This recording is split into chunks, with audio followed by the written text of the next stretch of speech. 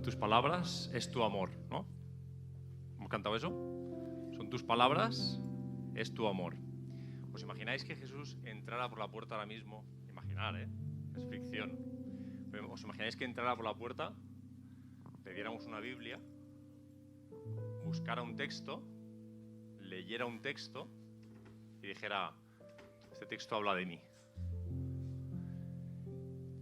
¿Mirarías el texto de otra manera? Es un texto que has leído ya muchas veces, porque tú lees la Biblia, entonces ese texto ya lo has leído en tu devocional otros días, alguien ha predicado sobre él, pero imagínate que Jesús entra, lee un texto que él elige y dice, esto habla de mí.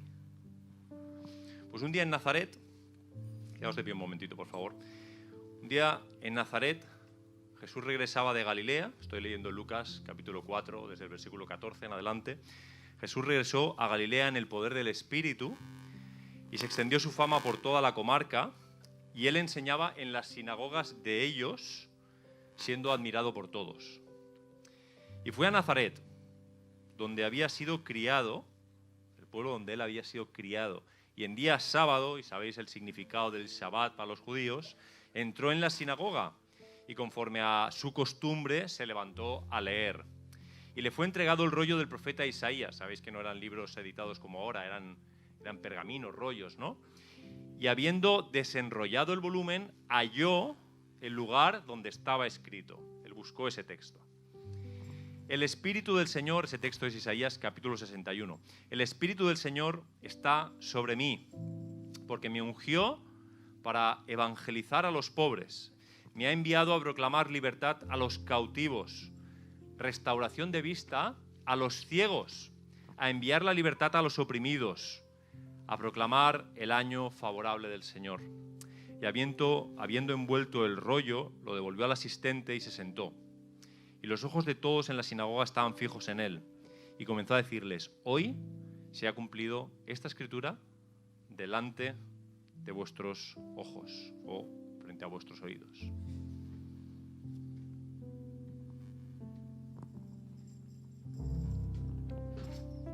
Qué buena escena, ¿verdad? Podéis sentaros, hermanos, y también los niños si tienen que ir ya a sus clases. Qué interesante. Imaginando que Jesús entra aquí y habla de esto. A veces cuando a uno le toca predicar... Voy a quitar esto porque... Ay, perdonadme. Cuando a uno le toca predicar, pues tiene... Dice que voy a traer hoy a la iglesia, ¿no? Y cuando yo he leído este pasaje toda mi vida, a veces me he imaginado a un Jesús un poquito quizás pretencioso o provocador de alguna manera. Yo lo había interpretado así, ¿no? Como diciendo, cuidado, vuelvo a mi tierra, vuelvo a mi casa, esta es la mía. Porque ahí pasan un montón de cosas, si continuáis leyendo, verás que al mismo tiempo que la gente se admiró y tal, y se quedó impresionada, luego al final acaban que le quieren apedrear, o sea, que le quieren echar de allí, tiene que escaparse. Entonces, no sé, yo siempre había interpretado esto como una especie de provocación de Jesús, pero si cojo el mismo libro de Lucas, fijaos, estamos solo en el capítulo 4, si vamos al principio, vais a ver que cuando Jesús llega a este momento, viene de cosas que han pasado antes. Fijaos, Lucas ya habla del nacimiento de Juan el Bautista como algo milagroso. Entonces, el nacimiento de Jesús, que lo hemos estado viendo en esta serie de Navidad últimamente, estaba plagado de señales. Él hace hincapié en todas esas señales, en que no es casualidad. Cuando llega a Simeón, ¿os acordáis el otro día cuando tuvimos aquí a Simeón que contaba cómo aquello había sido algo milagroso, algo que se estaba esperando? Luego viene el bautismo de Jesús, cómo el Espíritu Santo desciende y reconoce que ese es Jesús, que es el Hijo de Dios, le da poder. Pero es que justo antes de este pasaje están todo el proceso de las tentaciones, de los 40 días de ayuno en el desierto y todo eso. Es decir, si cogiéramos el pasaje aislado podríamos pensar que Jesús está ahí un poco siendo provocador, pero Jesús no está siendo provocador. Jesús llega a ese momento probado, ungido, enviado por el Espíritu Santo. Si os fijáis, el texto empezaba y Jesús volvió. ¿De dónde volvió? Del desierto y de todo este periplo que había pasado en el poder del Espíritu Santo. Con lo cual, he tenido que aprender estudiando a fondo este pasaje que Jesús no va en un plan de provocar. Jesús va porque quiere decir algo y vuelve a su tierra. Y como decía Óscar, es muy interesante cómo en su propia casa, donde sabe que a lo mejor no va a ser bien aceptado. Eso nos ha pasado a todos los que llevamos toda la vida en la iglesia. A veces donde más presión sientes es cuando tienes que levantarte en tu propia casa. A lo mejor no estaba siendo provocador, a lo mejor estaba pasando un mal rato, sabiendo que tenía que... No lo sé, estoy especulando. Pero sí que he aprendido que no va en un plan provocador. Lee todo esto y se levanta, o sea, vuelve a su sitio y hay como un revuelo y pasa algo que no solía pasar, se vuelve a levantar o dice en voz alta, hoy se ha cumplido esta escritura delante de vosotros. Y la escritura que se ha cumplido, básicamente, si la pudiéramos resumir, es que Jesús ha venido a predicar el año agradable del Señor.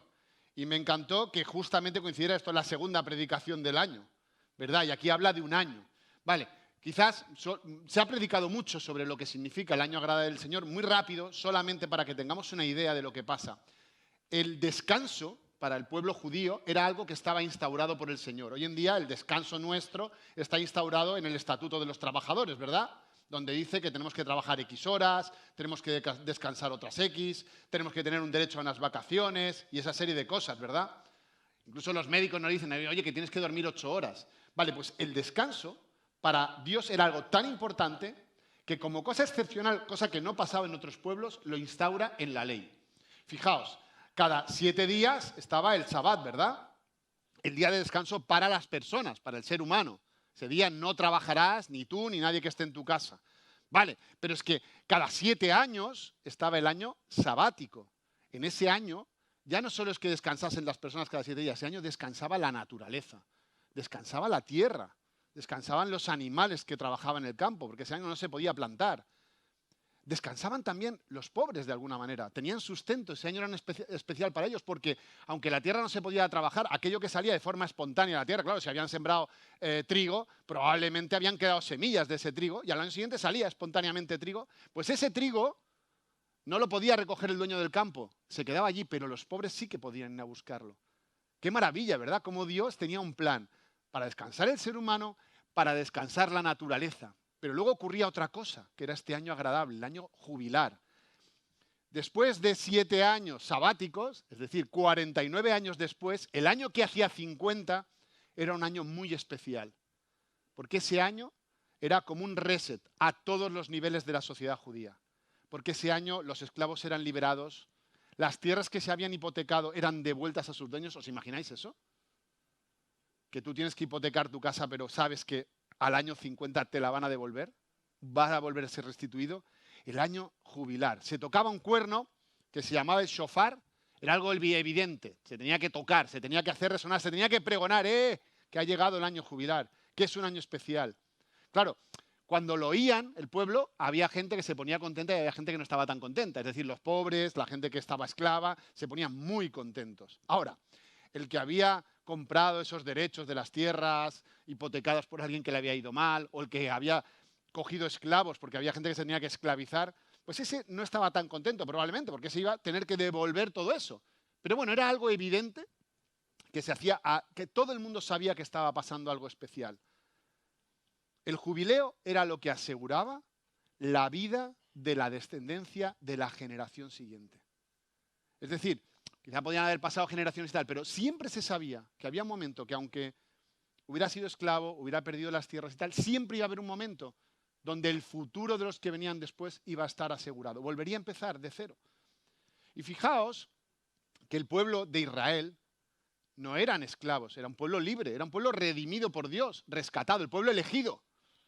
Pero Dios sabía que ellos podían volver a la esclavitud de alguna manera. Dios les había sacado de ser esclavos en Egipto, pero Dios sabía que la sociedad injusta, que las decisiones equivocadas de las personas podían llevar a generar también la esclavitud dentro de ese propio pueblo liberado por Dios. Así que hace un plan para que eso se pueda resetear. Y yo no sé si te suena eso, si lo puedes aplicar a tu día a día hoy. Nosotros somos un pueblo salvo, somos salvos. Tenemos la vida eterna asegurada, tenemos la promesa de ser el pueblo de Dios. Pero Dios también sabe que nosotros podemos continuar o volver a convertirnos en esclavos de algunas cosas. Y Dios, igual que pensó en su pueblo, también ha pensado en ti y en mí, para que podamos resetear esa situación y podamos garantizar la esperanza y el proyecto de los que vienen detrás de nosotros y de nosotros mismos.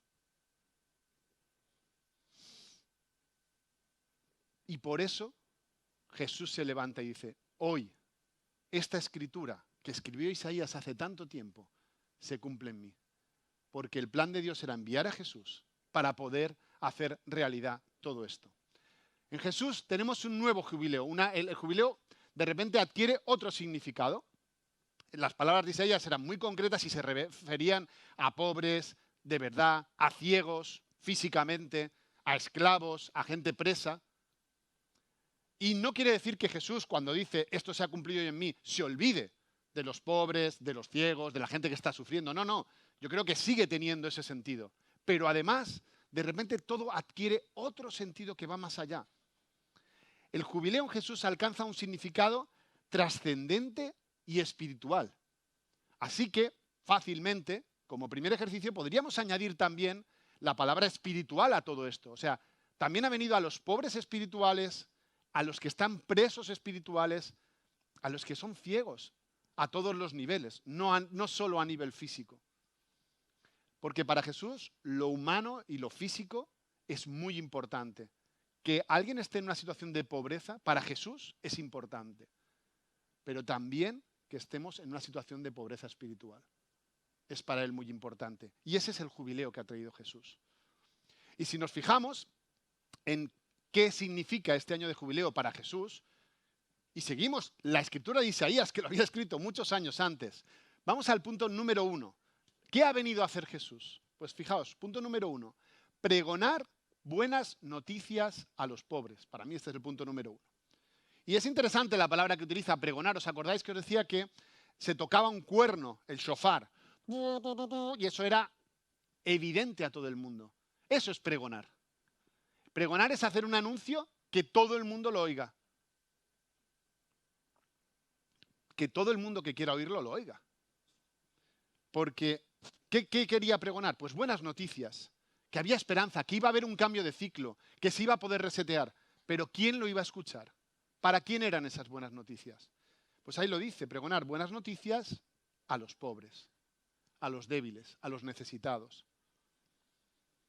Y es muy interesante este punto, porque a veces no quiere decir que el cuerno no esté sonando, que no se esté pregonando. Aquí creo que hay un hincapié en quién recibe este anuncio, estas buenas noticias. ¿Quiénes las van a recibir? Aquí lo dice concretamente, los pobres. Como os decía antes, el año jubilar a los ricos no les sentaba muy bien. Para ellos no eran buenas noticias. Las buenas noticias eran para los pobres, para el rico que iba a tener que devolver todo aquello que había ido adquiriendo, a lo mejor justamente por las deudas de los otros y tal, pues no debían ser muy buenas noticias. Las buenas noticias realmente eran para los pobres. Y yo me pregunto a veces si yo estoy escuchando las buenas noticias, si mis oídos están preparados. ¿Cuál es mi actitud? ¿Cómo me considero yo? Claro, si yo no me considero pobre, yo no lo reconozco, pues a lo mejor mis oídos están cerrados a esta buena noticia, a este pregón. Está sonando la trompeta, es evidente para todos, pero yo no me entero. Es como si me faltase un sentido. O me entero y no lo quiero ni pensar. Imagino esos ricos que algunos dirían, me cagan en la mar otra vez, año jubilar, tengo que devolver todo. A lo mejor no quería oírlo. Pues a lo mejor yo soy incapaz de escucharlo por mi propia actitud, por mi propia imagen. ¿Qué imagen quiero proyectar? ¿Voy a recibir esta buena noticia? También me acuerdo del pueblo judío cuando estaba en Egipto, ¿no? Que llega, ¿os acordáis? Que llega Moisés a decirles, oye, que Dios me ha dicho que vamos a ser libres y tal. Y ellos estaban tan aprisionados, con tanta presión, que ni le escuchaban. Dice, no sé si literalmente dice que estaban cerrados sus oídos.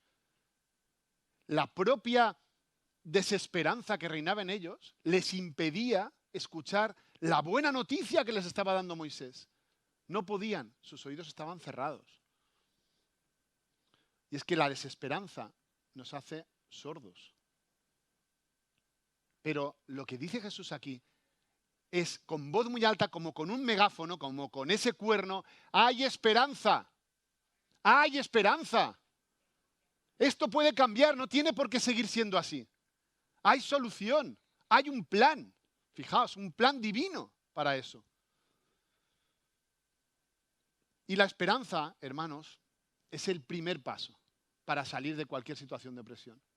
Si no tengo esperanza, no lo voy a ver. No voy a ver incluso ni mi propia situación. La desesperanza, hermanos, hoy es uno de los principales problemas de nuestra sociedad. Y no solo por esta situación de COVID. Ahora estaba comentando con Óscar, han salido los datos hace poco, el mes de diciembre. La principal causa de muerte entre los jóvenes es el suicidio. Y yo no sé si hay otra imagen más estremecedora que el suicidio para explicar la desesperanza. Es la ausencia total de esperanza, la ausencia total de proyecto. Tan ausente que no tengo fuerzas ni para vivir un día más. Me parece tan dramático y no solo me comentaba Óscar que no solo es de este año, que están echando para atrás. O sea, no podemos decir que esto es culpa del COVID. La desesperanza es un mal que tenemos instalado y no solo en la sociedad. No podemos sentirnos ajenos a la sociedad. También dentro de la iglesia hay desesperanza, hermanos. También en cada uno de nosotros muchas veces hay desesperanza. Nos enfrentamos a lo mejor a situaciones en nuestra vida que llevamos luchando contra ellas años y años y no hay manera de resolverlas. Quizás vemos cosas en nuestro matrimonio que no avanzan. Vemos el proyecto de nuestros hijos y no vemos esperanza. Esto nos puede estar pasando también en la iglesia. No nos sintamos ajenos a eso. No pensemos que por ser salvos todo eso no nos va a pasar. No cerremos nuestros oídos al anuncio de la esperanza. Porque esa altivez, ese pensar que eso a mí no me puede pasar, puede hacer también que mis oídos se cierren, ese orgullo, ¿verdad? Hermanos, la esperanza es el primer paso. Si no veo que hay esperanza, ¿de qué me sirve? ¿Para qué voy a trabajar? ¿Para qué voy a seguir adelante? ¿Para qué voy a luchar? ¿Qué sentido tiene? La esperanza activa también los planes de Dios para mi vida. Es el primer paso. Por eso, cuando están escritas estas palabras, lo primero de todo, pregonar buenas noticias a los pobres. Hay solución, hay salida. ¿De qué? Ahora te lo cuento. Pero primero abre tu mente a la posibilidad de que hay un plan también para ti. Como persona, como pueblo, como familia. Creo que a veces debemos pedirle al Señor, como cuando dice en el Nuevo Testamento lo del querer y el hacer, ¿no? Pues el escuchar. Señor, abre mis oídos para que yo me pueda creer que hay esperanza, que va a valer la pena seguir adelante y seguir luchando. Punto número 2, después de que ya tenemos los oídos abiertos a la esperanza, ¿a qué ha venido Jesús? A sanar a los quebrantados de corazón. A los corazones rotos, ha venido a sanar los corazones rotos. Y recientes investigaciones de hace unos años han descubierto que nuestro corazón físico tiene neuronas, es más complejo que un simple músculo que se contrae y se expande rítmicamente. Siempre me ha parecido mágico a mí esto del corazón, ¿no? A veces vemos esas películas que hay un corazón parado y le hacen así de repente, ¡bum!, vuelve a latir otra vez autónomamente. Alucinante, a mí me parece alucinante. Pues le están llamando el tercer cerebro, parece ser que también tenemos muchas neuronas en el estómago, que tienen otras funciones, pero le están llamando al tercer cerebro. Dicen que tiene unas 40.000 neuronas, no sé quién se ha puesto a contarlas, la verdad, y eso dicen que es solo 1 milímetro cúbico, o sea, imaginaos que hiciéramos un recortito de un cuadradito del cerebro, o sea, solo son las neuronas que hay en 1 milímetro cúbico del cerebro, o sea, son poquísimas, aunque sean 40.000, son poquísimas. Pero esas neuronas está demostrado que perciben, que aprenden y que recuerdan. De hecho, parece ser que se almacenan recuerdos en las neuronas del corazón que no pasan por el procesamiento de la cabeza. Estos son estudios bastante recientes. Hay una memoria oculta en nuestro corazón. Y también se ha descubierto que hay una intensa comunicación de estas neuronas con el cerebro, interna, muchísima comunicación, pero también una comunicación externa. De hecho, el campo electromagnético del corazón es 5.000 veces mayor que el del cerebro. Es decir, y llega hasta 4 metros de distancia. Se podría medir nuestro campo electromagnético ahora a una cierta distancia. Es decir, que un corazón sano se está demostrando que nos ayuda a interpretar el mundo. Habéis oído hablar de las corazonadas, de esas cosas que sientes, pero pues vale, pues ahora los científicos están demostrando de que eso tiene una base científica. Alucinante. Es decir, un corazón sano nos va a recibir información de otros seres que tenemos a nuestro alrededor, va a recordar cosas que nuestro cerebro igual no recuerda y mediante esa comunicación va a ayudar a nuestro cerebro a interpretar el mundo que tenemos a nuestro alrededor. Un corazón sano nos ayuda a interpretar el mundo. Y un corazón que no está sano, que está roto, como dice aquí, sanar a los quebrantados de corazón, sanar a los que tenemos el corazón roto, es todo lo contrario. Es engañoso, más que todas las cosas, lo dice la palabra. Tiene rincones ocultos, tiene partes que nos distorsionan nuestra realidad. Nos da información errónea de nuestro entorno. ¿Acordáis cuando dice David, el salmista, examíname, oh Dios, y conoce mi corazón? Pruébame y conoce mis pensamientos. Fijaos cómo se refiere a dos partes, al corazón y a los pensamientos. Y Jesús ha venido a sanar tu corazón roto, mi corazón roto. Lo dice aquí, era profético, lo dijo Isaías, pero Jesús dice, hoy se ha cumplido, esto es lo que yo vengo a hacer. Y esas palabras de Jesús vienen hasta nuestros días. Jesús ha venido a recoger los trozos de tu corazón roto y a volver a pegarlos. A liberar esa memoria que está ahí oculta, que tú a lo mejor no conoces. David decía, muéstrame lo que hay ahí dentro, que con mi cabeza no lo ve, pero tú sí lo ves. A restaurar esa comunicación de mi corazón con mi cerebro, para que no me engañe, para que me ayude a interpretar la realidad que tengo. Punto número 3, que ha venido a hacer Jesús, a dar vista a los ciegos. Y la vista es el principal modo que tenemos para interpretar nuestro entorno. La vista es algo que está conectado, ahora sí que hablamos de otro cerebro, está conectada directamente a nuestro cerebro. Es el sentido, para mí, más básico. De hecho, a mucha gente con la COVID han perdido el sentido del olfato, ¿verdad? Yo no sé a cuántos os ha pasado aquí, pero me han dicho que es muy incómodo. Cuando pierdes el sentido del olfato porque no te apetece, porque vas a comer y nada te sabe a nada. Pero no es un sentido que te incapacita para vivir. Pero en el tiempo que estaba escrito esto, los ciegos eran realmente unos desahuciados. Eran gente que no podía, no había la ONCE, no había braille, no había cosas adaptadas para ciegos, no había pasos de peatones con soniditos para que pudieran cruzar y no los atropellasen los caballos. Todo eso no existía. Un ciego era una persona desahuciada, incapacitada para ganarse la vida y para buscarse la vida. Quizá la falta de otros sentidos no incapacitaba tanto como la ceguera. Ellos tenían muy claro, cuando se les daba esta imagen, tenían muy claro lo que era un ciego. Hoy en día, gracias a Dios, los ciegos tienen mucha esperanza y tienen mucho proyecto también, ¿no? En aquel tiempo no. Si soy un ciego espiritual, si lo aplico a como lo dice Jesús, no voy a poder conocer mi realidad. No voy a poder conocer mi entorno. No voy a poder conocer lo que pasa a mi alrededor. Y me va a sumergir en la desesperanza. Vuelve a estar aquí la esperanza. Un ciego no tenía esperanza. Un ciego espiritual no tiene esperanza. No ve. La visión también tiene una connotación de proyecto. Cuando hablamos de decir, tenemos visión para nuestra vida, tenemos visión para nuestra familia, para nuestra iglesia, es ese proyecto que tenemos preparado. Y lo identificamos también con la visión a otro nivel, no a nivel físico, sino a nivel espiritual. Y Jesús viene también a restaurar esta parte. Viene a hacernos recobrar la vista que teníamos y ya no tenemos, para que podamos ver nuestra realidad, podamos conocer nuestra verdad. Una persona que no se puede ver, por ejemplo, a un espejo, no sabe cómo es, no sabe cuál es su verdad. Se puede creer que es guapísimo o que le queda muy bien la barba, pero no lo sabe hasta que no se mira a un espejo. No sabe su propia realidad tampoco.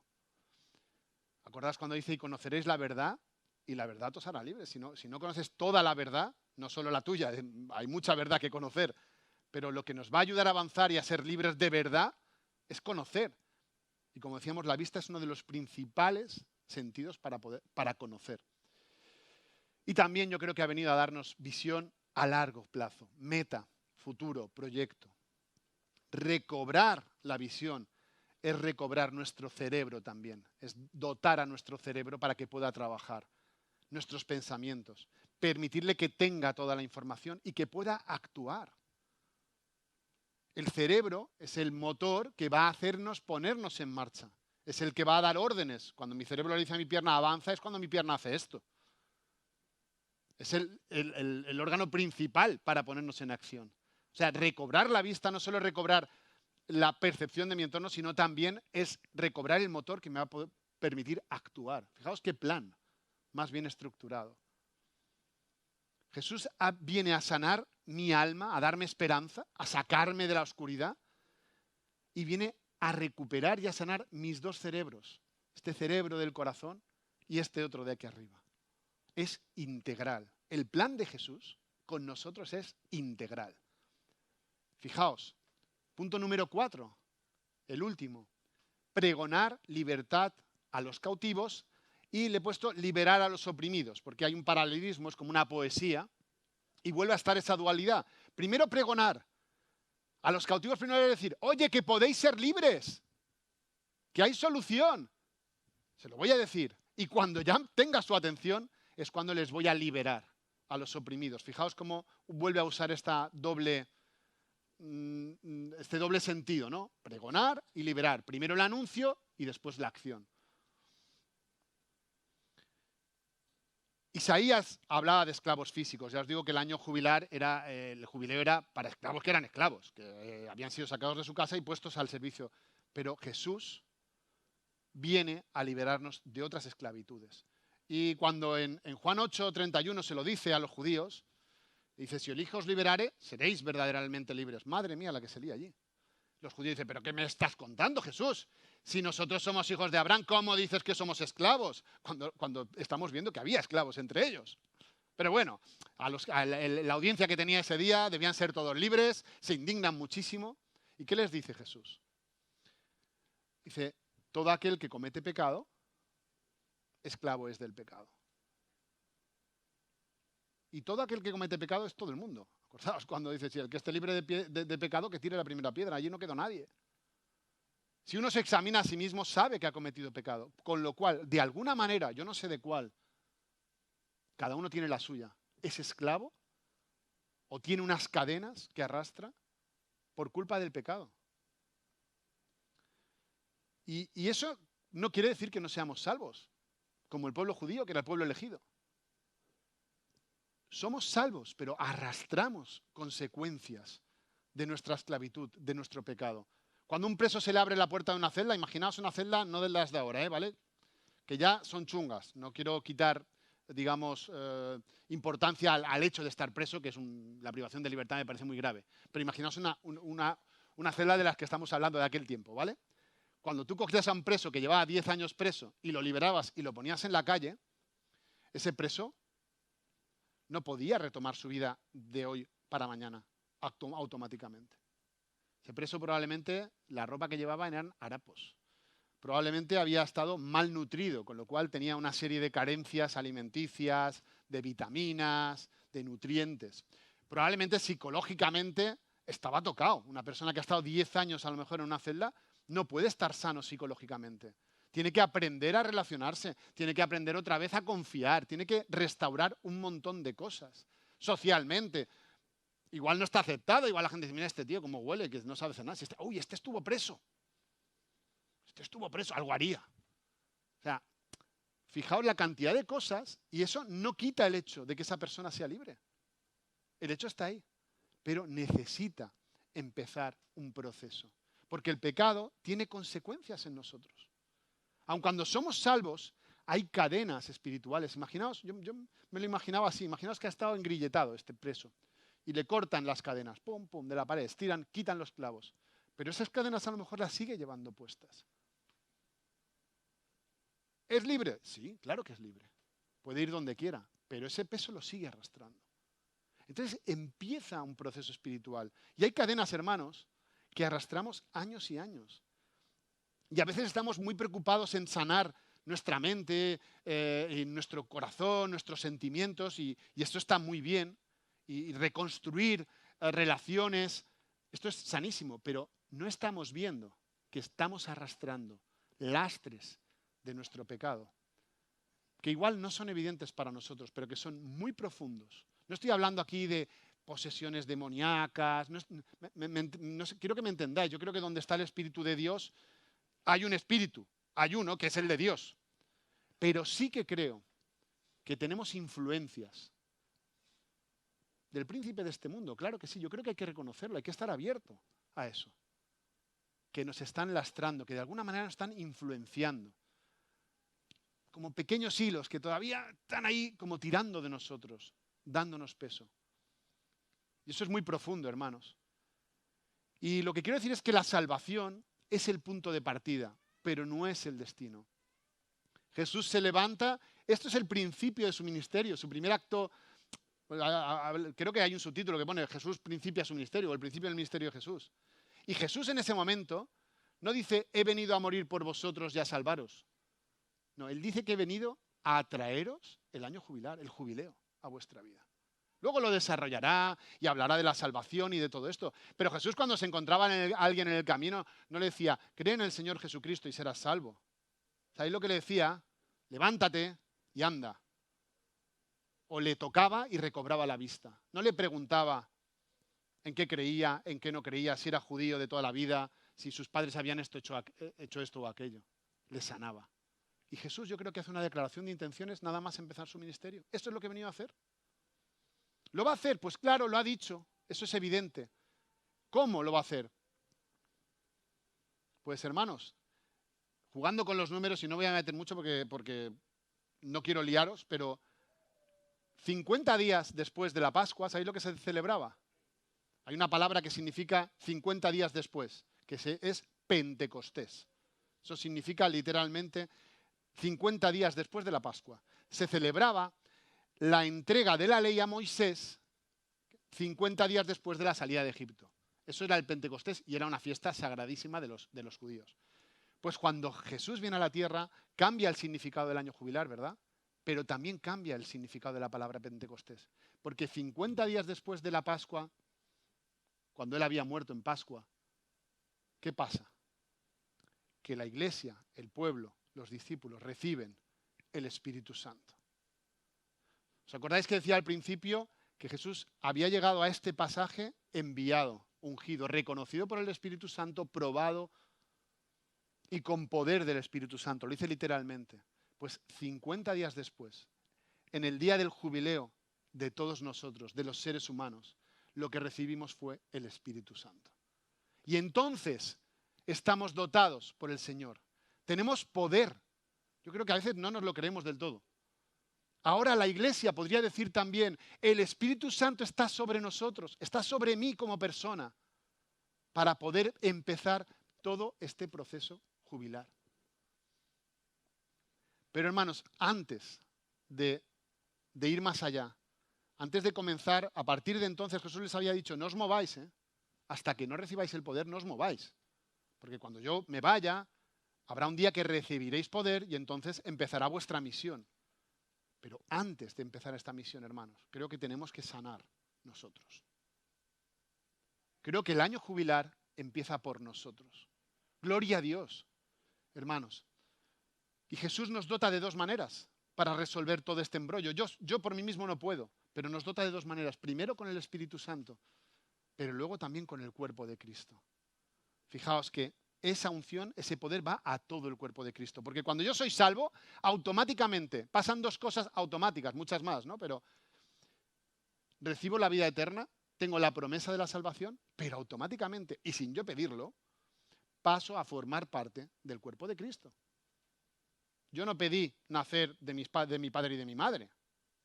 Eso sucedió, independientemente de mí. Pues de la misma manera, yo no he pedido nacer en este cuerpo de Cristo, incluso en este cuerpo local, concreto. Pero ha pasado. Vienen juntos, la salvación y el cuerpo vienen juntos. Así que tenemos dos herramientas, el Espíritu Santo y el cuerpo, para empezar este proceso. Y podrá empezar tu propio proceso, mi propio proceso de jubileo. La sanidad y la libertad integral en todos esos aspectos que os comentaba. ¿Y cómo lo va a hacer Dios? Pues yo no lo sé, hermano. Dios trabaja con cada uno como sabe. He visto cosas espectaculares. Me sobrecogen. Estaba el otro día hablando con una hermana, por ejemplo, y me contaba cómo Dios la había liberado de un día para otro del tabaco. Alucinante. Milagroso. He visto procesos espectaculares que han sido mucho más duros y más complicados, donde Dios puede hacer así, ¡plas! Y revertir, soltar cadenas, abrir vista, sanar tu corazón de golpe. Pero también hay procesos. Y hermanos, el hecho de que yo pase por un proceso no lo convierte en menos milagroso. Yo creo que a veces nos desanimamos un poco con los procesos. Es que llevo tanto tiempo trabajando con esto. Bueno, el Señor sabe cómo tiene que trabajar contigo. Si a mí a lo mejor me pasa lo que he visto pasar a otros hermanos, a lo mejor me hundiría. Él sabe cómo me tiene que tratar a mí. A lo mejor me aburro más en el proceso, me desanimo, bien, pero Él sabe cómo tiene que trabajar conmigo. Así que, hermanos, no despreciemos los procesos. Es que este hermano está siempre igual. Bueno, es que el Señor está trabajando con él de la manera que este hermano necesita. ¿Quién eres tú para juzgar cómo es el proceso que está teniendo el Señor con este hermano? No lo despreciemos. La iglesia también es parte de ese proceso.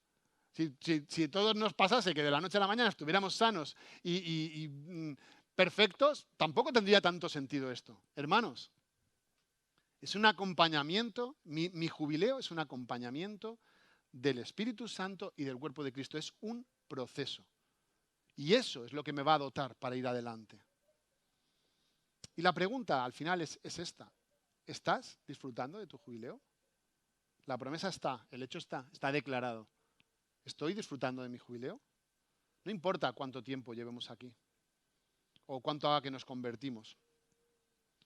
Porque tener cadenas, prisiones, lastres, falta de visión, ceguera espiritual o el corazón roto, literalmente, como dice aquí, no es algo de lo que haya que avergonzarse. Es normal, nos pasa a todos, hermanos. Y el que diga que no le pasa, a lo mejor está cerrando sus oídos a las palabras de esperanza que está dando Dios hoy aquí. Es la consecuencia natural de nuestra herencia pecaminosa, de nuestra propia naturaleza. En pecado fuimos concebidos. Lo que no es normal, hermanos, lo que no es normal es que no estemos disfrutando de nuestro proceso de jubileo.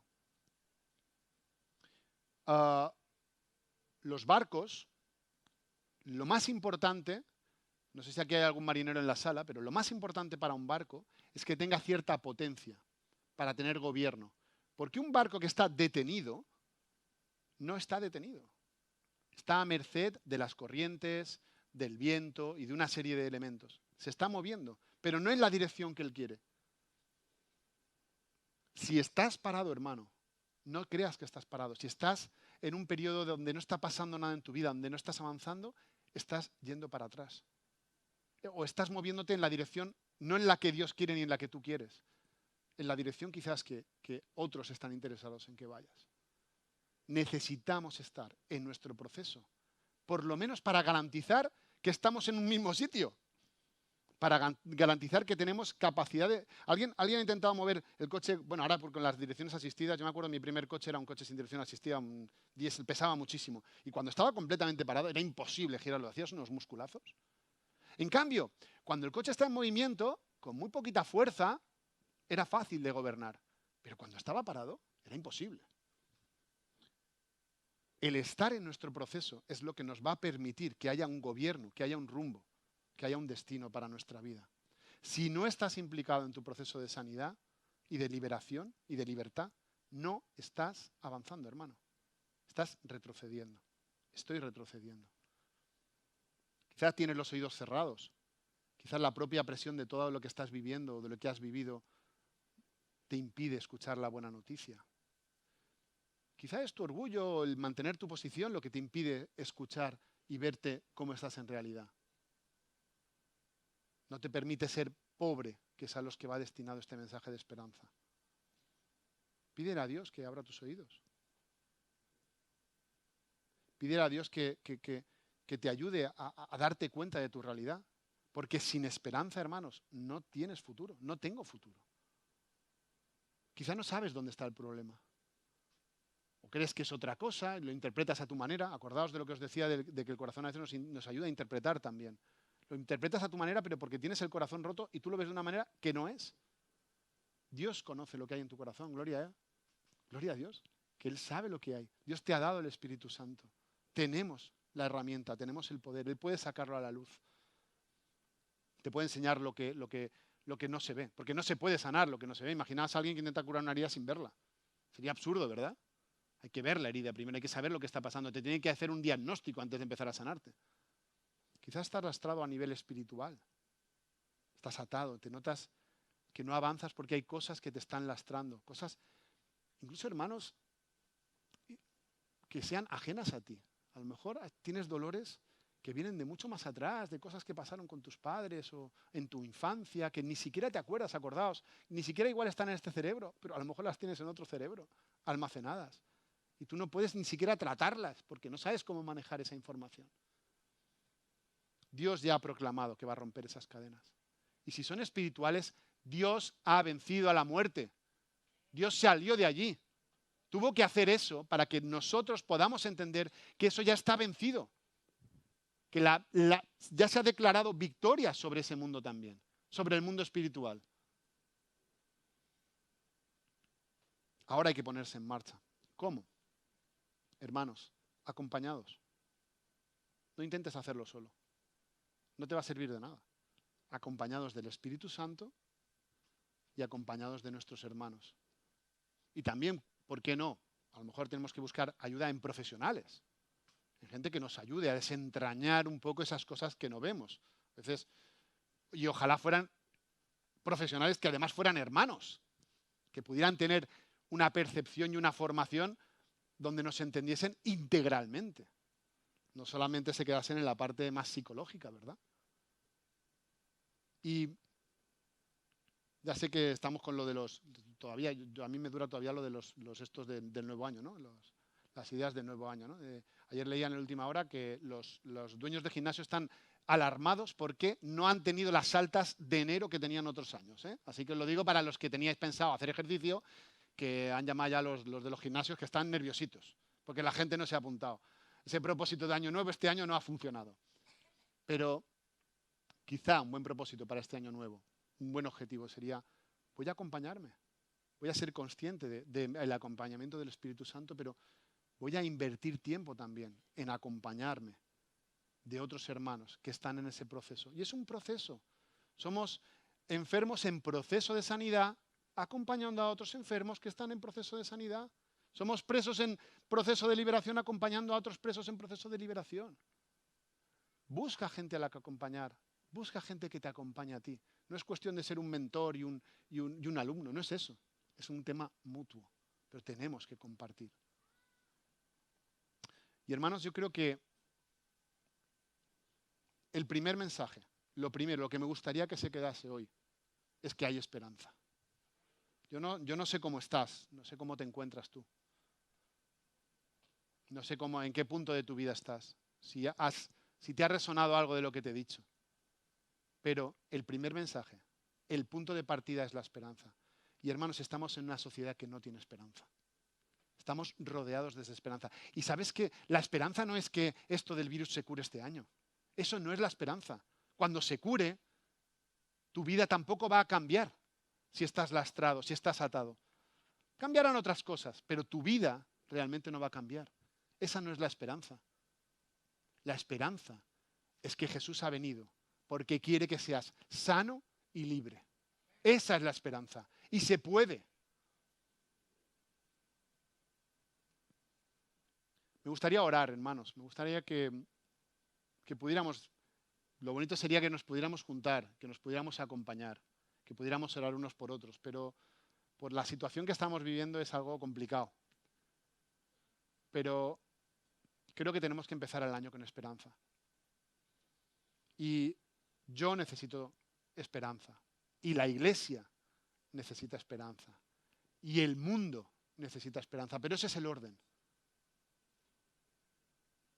Tenemos que ser sanos nosotros y tener esperanza nosotros para poder impactar a nuestro alrededor. Mi familia necesita esperanza también. Así que te invito a ponerte delante del Señor, y hermano. Y ser sincero, ser vulnerable también, ¿no? Abrirle tu corazón al Señor.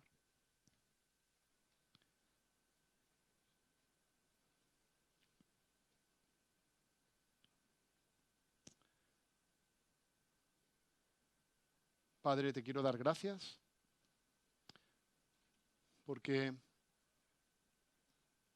tu primera misión en este mundo fue proclamar con ese cuerno a todo el mundo que hay esperanza, que hay solución, que hay salida, Padre. Gracias porque tu plan estaba trazado. Tienes un plan integral para mi vida, para que yo sea sano, sea libre de todas las ataduras, pueda vivir una vida plena, dichosa en ti, Señor. Pero quiero que empieces dándonos esperanza, Padre.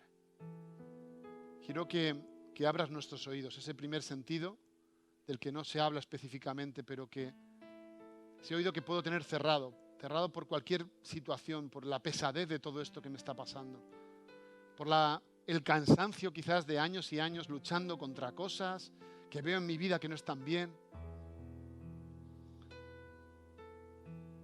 por no ver tu mano, por no escuchar, por no sentirme a veces conectado, por notar que no me estás hablando. Y, Señor, te quiero pedir que tú destapones mis oídos para que pueda escuchar este cuerno que está proclamando esperanza, que está proclamando proyecto, que está proclamando sanidad y libertad, Señor, a todos los niveles de mi vida, Padre. Y te pido también que me ayudes a entrar en mi proceso, en mi jubileo, Señor. Apoyándome en el Espíritu Santo, en el poder que tú ya nos has dado, Padre, que está en mí. Y también apoyándome en mis hermanos. Que me des un corazón abierto para ver también, no solo en mí, sino también en mi hermano, dónde está, qué necesita. Y que le des a él un corazón para que lo vea en mí, Señor. Que nos podamos acompañar en este camino, Padre. Pero acompañar para ir avanzando, para gozarlo realmente, Señor. Que podamos vivir en esa esperanza. Y gracias porque, aunque el jubileo para los judíos era una vez cada 50 años, el jubileo que tú has traído a nuestras vidas no se acaba nunca, Señor. Es un jubileo continuo, constante. Gloria, Señor, por esa magnífica esperanza de que podemos vivir en ese jubileo, Padre. Te doy gracias en el nombre de Jesús, Señor.